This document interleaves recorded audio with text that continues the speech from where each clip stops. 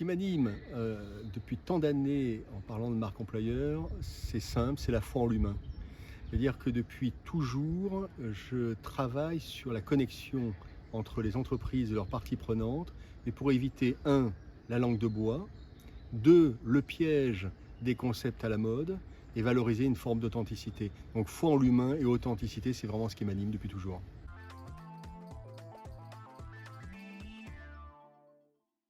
J'ai créé et déposé le concept de marque employeur en 98. À l'époque, ce qui était intéressant, c'est que les DRH étaient de relatifs adversaires du concept. Parce qu'on me disait, tu mélanges torchon et serviette, l'humain, c'est pas du marketing, etc. Bon. Aujourd'hui, force est de constater que toutes les entreprises parlent de marque employeur.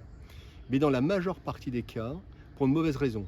Car on assimile trop aujourd'hui la marque employeur à des enjeux de recrutement et de sourcing.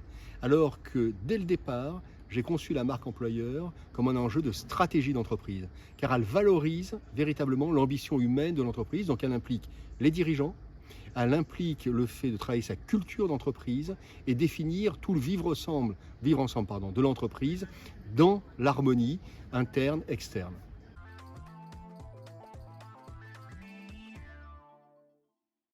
La culture d'entreprise est centrale dans un travail et une stratégie de marque employeur. Pourquoi? Parce que la culture distingue une entreprise d'une autre par ses rites, par sa façon de faire, par le récit aussi qu'elle partage avec tous ses collaborateurs et tous ses candidats, bien évidemment, en interne comme en externe. Donc la culture, c'est un peu les fondements même de la marque employeur.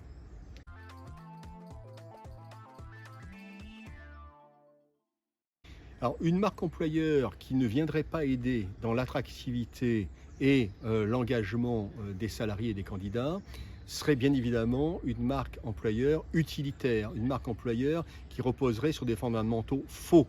Qu'est-ce qui porte une vraie marque employeur utile à l'attractivité et à la fidélisation? C'est l'authenticité, l'engagement des dirigeants, l'alignement du modèle de management et puis aussi être capable d'être fier de ce que l'on partage ensemble dans l'entreprise.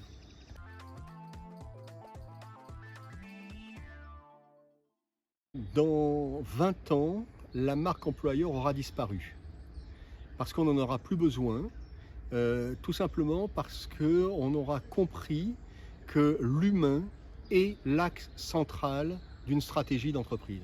Il nous faut encore 2 générations de dirigeants qui vont de fait s'ouvrir un petit peu à ces enjeux, parce que je crois beaucoup, j'ai beaucoup d'espoir avec la génération Z qui bouscule les codes. On peut qualifier cette génération de génération du chaos, mais après tout chaos, il y a toujours un ordre nouveau qui va émerger. Et je pense que cet ordre nouveau n'aura pas besoin de marque employeur parce que l'humain devrait normalement être au cœur de toute la vision d'entreprise.